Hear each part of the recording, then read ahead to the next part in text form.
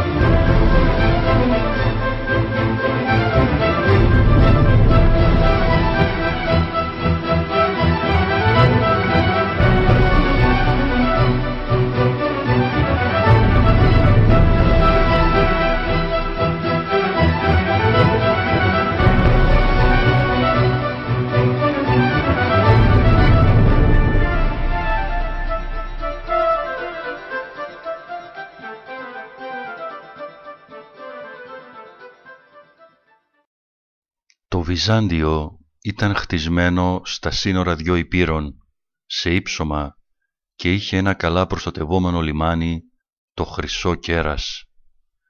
Η θάλασσα περιέβαλε την πόλη από τρεις πλευρές.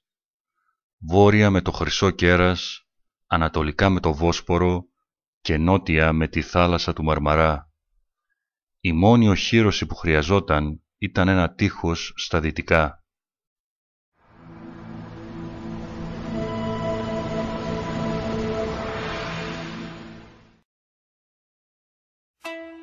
Λόγω της θέσης του έλεγχε την αυσιπλοεία και το εμπόριο στα επικίνδυνα νερά που ένωναν τη Μαύρη Θάλασσα με το Μαρμαρά και χύνονταν στο Αιγαίο μέσα από τα Δαρδανέλια.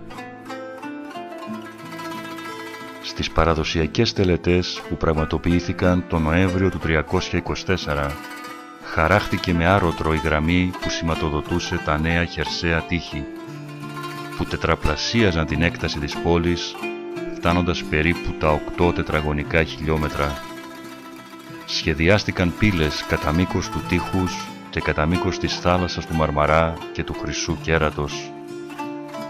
Η νέα πρωτεύουσα θα αποτελούσε χαρακτηριστική έκφραση του νέου πνεύματος της αυτοκρατορίας. Η σύντομη πρόοδος των εργασιών ήταν τόσο εντυπωσιακή, ώστε στις 11 Μαΐου του 330 έγιναν τα επίσημα εγγένεια της Νέας Ρώμης.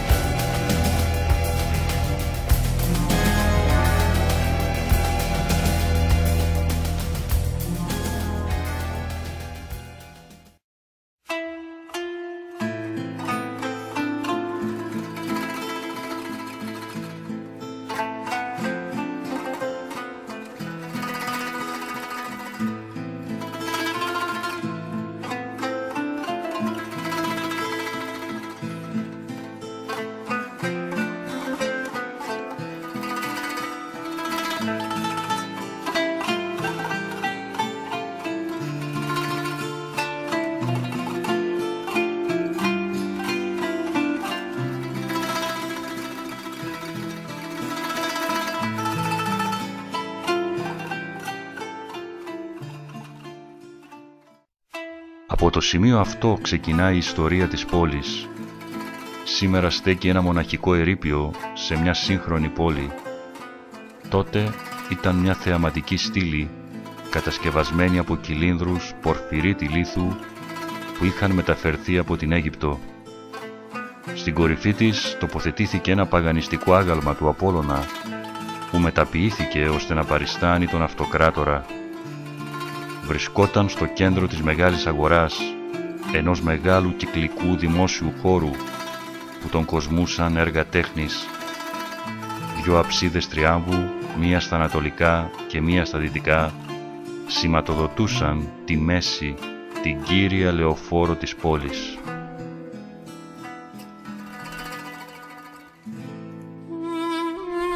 Ένα μαγιάτικο πρωινό του 330, μια μεγάλη πομπή διέσχισε αυτό το δρόμο. Στην κορυφή ήταν ο αυτοκράτορας Κωνσταντίνος και τον ακολουθούσαν μια ομάδα ιερέων χριστιανών αλλά και παγανιστών, δείχνοντας τη συνέχεια, την ανανέωση και τελικά την αλλαγή που θα έρθει. Στα χέρια τους κρατούσαν ιερά και κοιμήλια.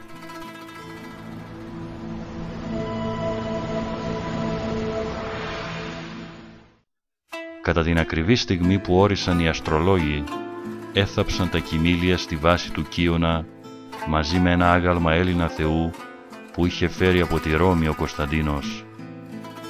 Το σημείο αυτό απέκτησε ιερές διαστάσεις. Κάθε πρωτοχρονιά, την 1η Σεπτέμβρη δηλαδή για τους Βυζαντινούς, οι κάτοικοι έψαλαν και προσεύχονταν για τον αυτοκράτορά τους, που ήταν πια ο Άγιος τους, ο ιδρυτής της Κωνσταντίνου πόλης.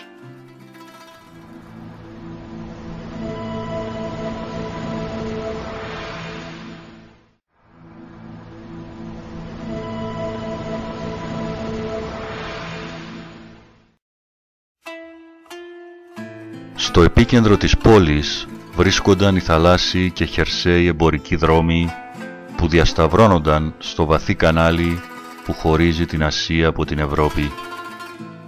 Ομολογουμένως, ούτε ο ίδιος ο Κωνσταντίνος δεν θα μπορούσε να προβλέψει πόσο απόρθητη θα γινόταν αυτή η πόλη. Χτισμένη στην άκρη μιας βραχώδους χερσονήσου, η πόλη είχε φυσική οχύρωση. Περιβαλλόταν σχεδόν εξ ολοκλήρου από νερό και από μόνο μία πλευρά από τη στεριά, εκεί όπου θα χτιζόταν το δυτικό τείχος για να οχυρωθεί.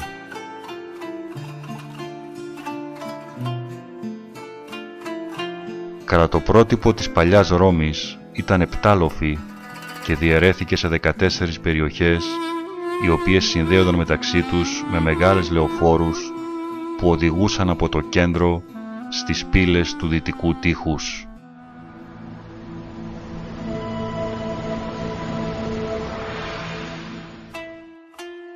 Οι πλατείες και ο υπόδρομος κοσμούνταν από αρχαία γλυπτά που μεταφέρθηκαν από κάθε γωνιά της αυτοκρατορίας. Μεταξύ αυτών ήταν η στήλη των Όφεων που αφιέρωσαν οι Έλληνες στον Απόλλωνα για την νίκη τους κατά των Περσών στις πλατεές και τα 4 περίφημα οριχάλκινα άλογα που τοποθετήθηκαν στην είσοδο του υποδρόμου. Θέλοντας να καταδείξει την ακατάλητη συνέχεια του Ρωμαϊκού κράτους, αποφάσισε να δώσει στη Ρώμη ίδια σύγκλιτο και παρόμοια αξιώματα με εκείνα της παλιάς Ρώμης. Παραχώρησε γη και προνόμια σε οικογένειες συγκλητικών που δέχτηκαν να μετικήσουν στην Ανατολή. Όσοι έρχονταν να μείνουν στη Νέα Ρώμη δικαιούταν κουπόνια για να παίρνουν δωρεάν ψωμί. Κατασκευάστηκαν σιδαποθήκες και δεξαμενές ώστε να διασφαλιστεί ο εφοδιασμός της πόλης.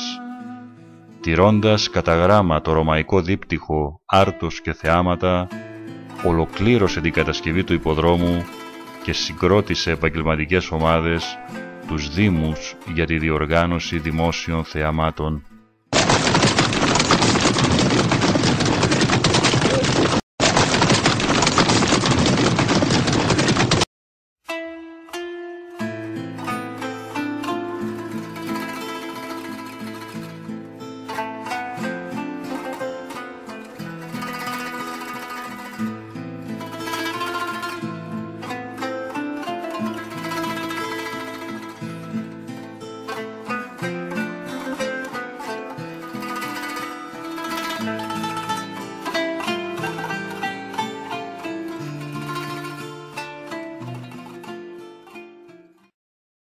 πόλη άρχισε να προσελκύει ανθρώπους από όλα τα μέρη του κόσμου.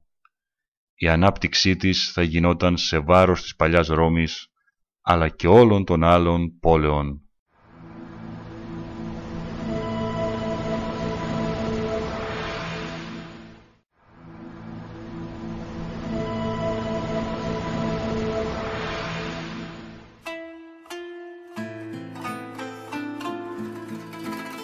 Στην πόλη του, ο Κωνσταντίνος έκοψε ένα νόμισμα, το σόλιδο. Ήταν ένα χρυσό νόμισμα 24 καρατίων που έγινε το πιο ισχυρό νόμισμα της νέας εποχής. Ακολουθώντας την παράδοση των αυτοκρατορικών νομισμάτων, στη μία όψη χρησιμοποιήθηκε παράσταση της τύχης της Κωνσταντινούπολης. Παριστάνει μια γυναίκα καθισμένη σε θρόνο να φορά ένα στέμμα με επάλξεις. Εκκλησίες, παλάτια και υπόδρομοι. Ο Κωνσταντίνος θα φτιάξει έναν ιερό μηχανισμό που θα τροφοδοτήσει την πόλη αυτή με μια ακατάλητη δύναμη. Αρχικά θα προσπαθήσει να κρατήσει τις ισορροπίες ανάμεσα στο παλιό και στο καινούριο. Στην Ακρόπολη της πόλης θα θεμελιωθούν ναοί αφιερωμένοι στη Ρέα, τη μητέρα των θεών, και στη θεά τύχη της Ρώμης. Όμως με την πάροδο του χρόνου, οι μορφές των αρχαίων θεών του ελληνικού και ρωμαϊκού πάνθεου θα αρχίσουν να αντικαθίστανται από τις χριστιανικές. Εκεί όπου βρισκόταν ο ναός της Αφροδίτης, στο αρχαίο Βυζάντιο, θα κατασκευαστεί από τον Κωνσταντίνο η περίφημη βασιλική των Αγίων Αποστόλων, στην οποία θα θάβονταν οι Βυζαντινοί αυτοκράτορες. Η Κωνσταντίνου πόλης σύντομα θα γίνει η πρώτη χριστιανική πόλη του κόσμου, έδρα του ανατολικού τμήματος της αυτοκρατορίας, που θα αναπτυχθεί και θα κυριαρχήσει.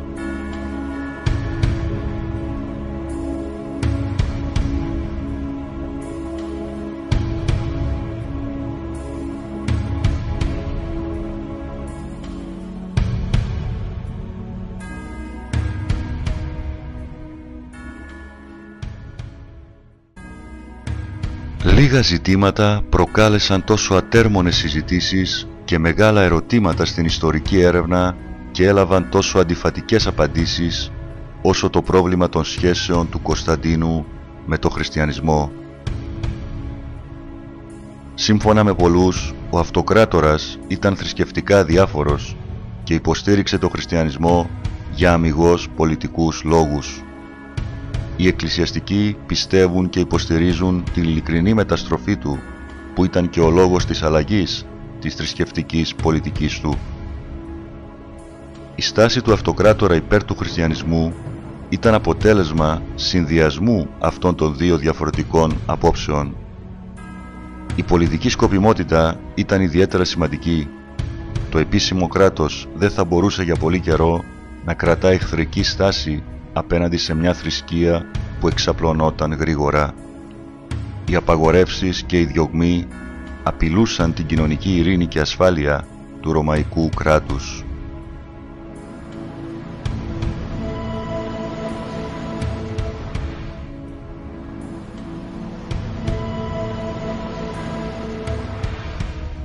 Από την άλλη πλευρά, είναι βέβαιο ότι ο Κωνσταντίνος είχε πλούσια θρησκευτικά βιώματα τόσο από την εθνική θρησκεία όσο και από το χριστιανισμό. Δεν υπήρξε ποτέ θρησκευτικά αδιάφορος και ζώντας σε μια εποχή θρησκευτικού συγκροτισμού με την ύπαρξη πολλών και διαφορετικών θρησκειών, είχε και ο ίδιος προσλάβει πολλά στοιχεία και συμπαθούσε διάφορες θρησκείες.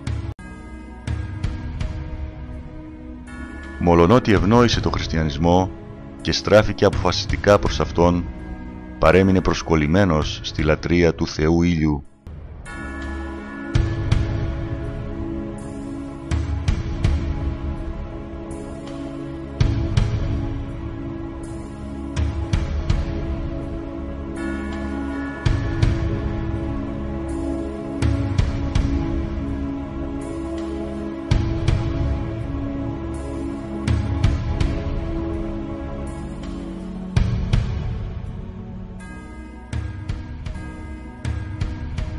Τελικά βαφτίστηκε χριστιανός λίγο πριν πεθάνει, τακτική που ήταν συνηθισμένη την εποχή εκείνη για να αποφύγουν οι χριστιανοί την αμαρτία μετά το βάπτισμα, αναβάλλοντας την τελετή μέχρι την τελευταία στιγμή.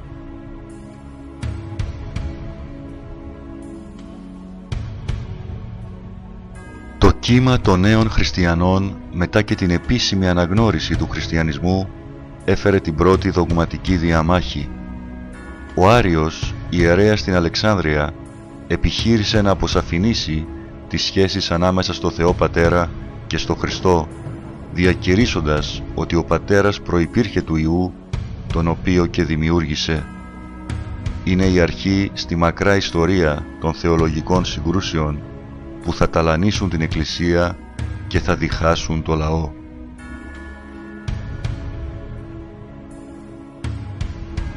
Σε μια απόπειρα να επιλύσει την αριανική διαμάχη, ο Αυτοκράτορας τον Ιούνιο του 325 συγκάλεσε τη Σύνοδο της Νίκαιας, στην οποία όχι μόνο παραβρέθηκε, αλλά και προείδρευσε και επηρέασε τις αποφάσεις της. Η κίνησή του αυτή ήταν ενδεικτική της μεταστροφής του και θα αποτελέσει πρότυπο για τους διαδόχους του σε ό,τι αφορά τις σχέσεις κράτους-εκκλησίας. Στη Σύνοδο συντάχθηκε το σύμβολο της πίστης, που απέρριπτε εμέσως τον αριανισμό, ορίζοντας ότι ο Υιός ήταν ομοούσιος με τον Πατέρα και όχι κατώτερος του.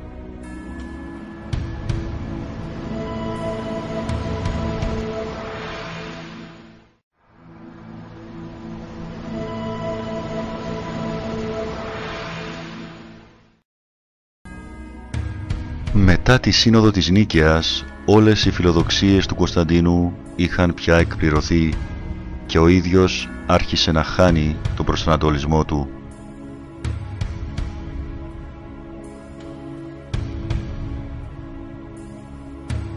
Σε οικογενειακό επίπεδο στιγματίστηκε από τη δολοφονία του γιου του Κρίσπου και της νεότερης γυναίκας του. Όπως αποδείχτηκε, η σύζυγός του Φαύστα έστησε ένα σκάνδαλο για να παγιδεύσει το πρωτότοκο γιο του Κωνσταντίνου μέσα σε ένα παιχνίδι ανταγωνισμών για τη διαδοχή του θρόνου.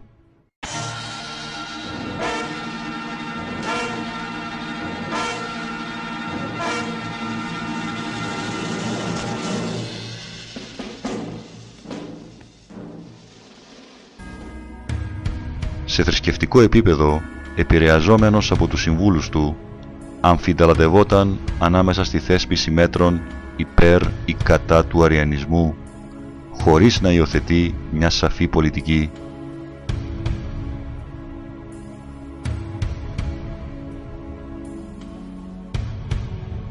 Ο Κωνσταντίνος και η χριστιανή μητέρα του έδειξαν ιδιαίτερο ενδιαφέρον για την ανέγερση ναών, αλλά και για την ανάδειξη των Ιεροσολύμων ως ιερής πόλης του χριστιανισμού.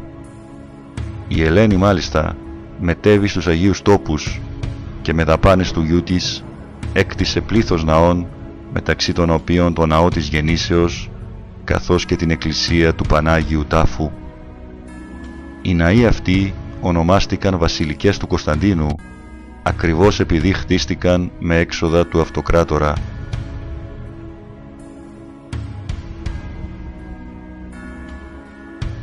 Από τότε όλοι οι χριστιανικοί ναοί που χτίζονταν με το ίδιο σχέδιο, δηλαδή τα επιμήκη ορθογώνια οικοδομήματα με τρία κλίτη, μεσαίο, νότιο, βόρειο, ονομάζονταν βασιλικές.